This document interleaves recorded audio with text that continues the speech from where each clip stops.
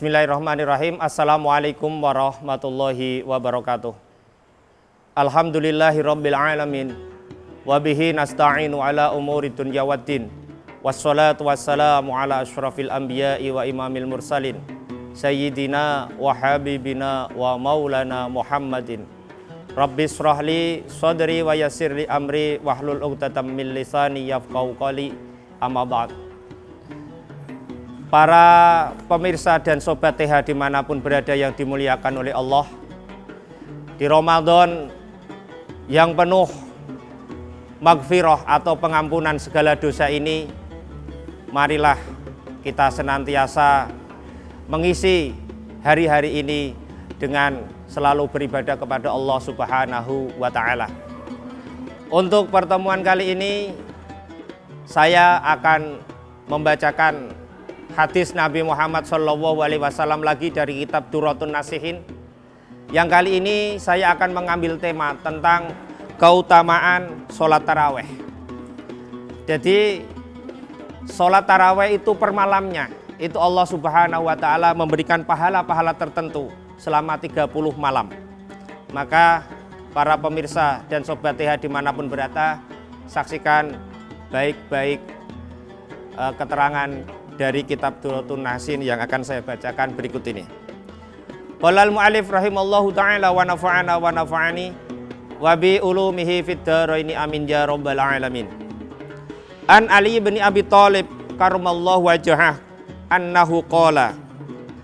Hadis ini diriwayatkan dari Ali bin Abi Thalib karramallahu wajhah.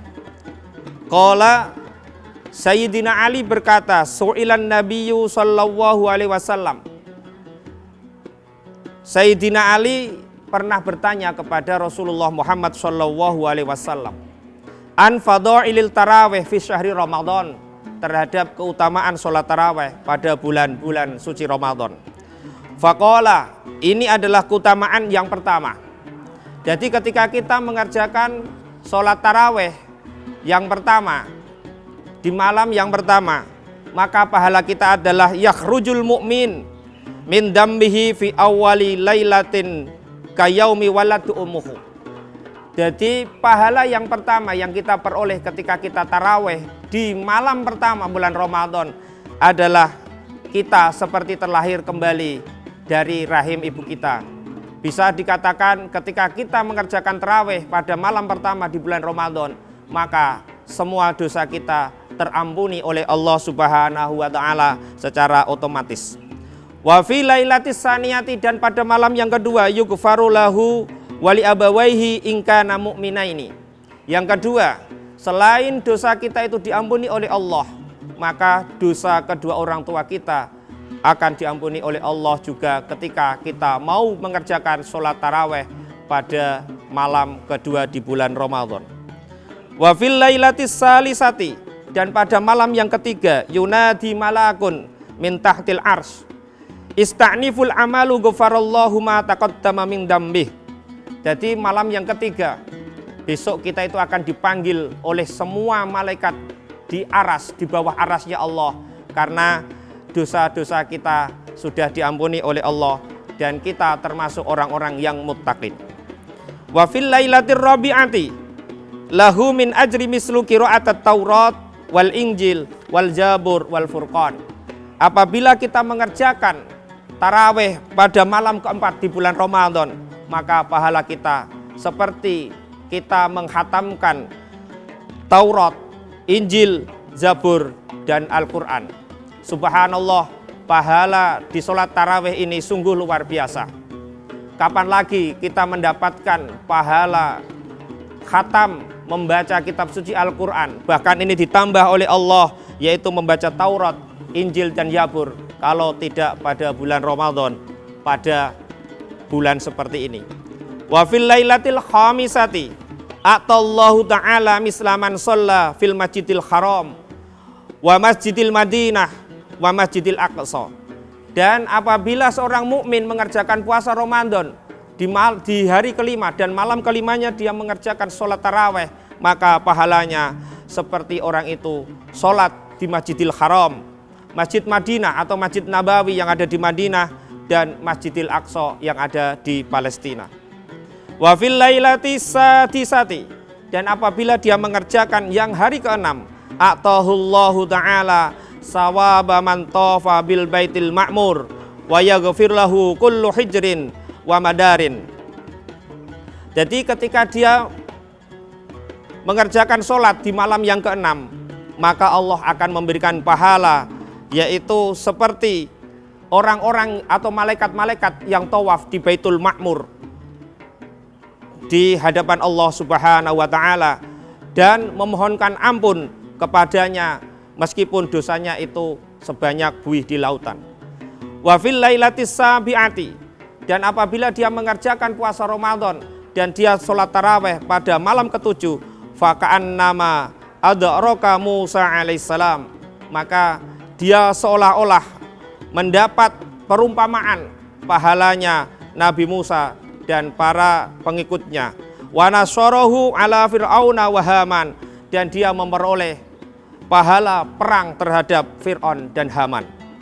Wa fil lailatis saminati, dan ketika dia melakukan sholat taraweh di malam yang ke-8, a'tahullahu ta'ala ma'a'ta Ibrahim alaihissalam, dan apabila dia itu datang di malam yang ke-8, maka dia memiliki pahala seperti pahalanya Nabi Ibrahim alaihissalam. Wa fil lailati al-ashirati, dan dia apabila mengerjakan sholat taraweh pada malam ke-10, yarzuqullaha ta'ala khairat dunya wal akhirah, maka Allah akan memberinya pahala sebagaimana banyaknya pahala itu dunia dan akhirat. Pahala itu lebih bagus daripada dunia dan akhirat seisinya. Bisa kita bayangkan mobil yang paling mewah, begitu indahnya pahala itu atau mobil itu tidak ada artinya ketika kita mengerjakan sholat taraweh di malam yang ke-10. Wa fil lailati hadiyata asyarata, dan apabila dia datang ke malam yang ke-11, yakhruju minad dunya kayaumu wilida min batri ummih, dia seolah-olah dilahirkan kembali seperti apa yang bayi yang dilahirkan dari rahim ibunya. Wa fil lailati saniyati asyara ja'al qiyamah wal wujuhu kal qamari lailatil badri, apabila dia itu sholat taraweh di malam yang ke-12, maka besok di hari kiamat wajahnya akan bersinar seperti rembulan pada tanggal 15 atau Lailatul Badar atau bulan purnama. Wa fil lailis salisata asyara ja'al yaumal qiyamah aminan min kulli su, apabila dia taraweh di malam yang ke-13, maka pahalanya adalah pada besok ketika dia datang di hari kiamat, semua kejelekannya akan dihapuskan oleh Allah Subhanahu wa ta'ala.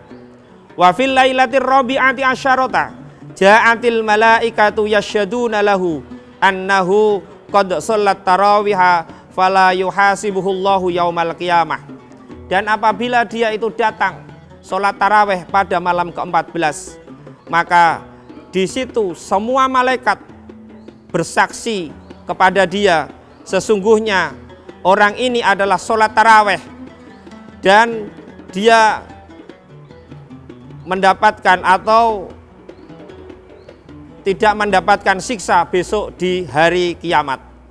Wa fil lailatil khamisata asyarata, dan apabila dia datang pada malam ke-15, yusalli alaihil malaikatu wa hamlatul arsy wal kursi, dan apabila dia datang pada malam ke-15 pada bulan Ramadan, dia sholat taraweh pada malam ke-15, maka di situ semua malaikat yang ada di arasy, yang ada di kursinya Allah, semuanya memintakan rahmat, keberkahan hidup dunia akhirat kepada orang-orang yang mau mengerjakan sholat taraweh di malam ke-15.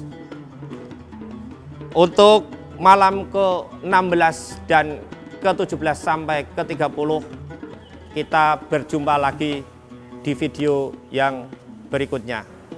Semoga bermanfaat menambah hasanah keilmuan kita tentang pentingnya sholat taraweh, maka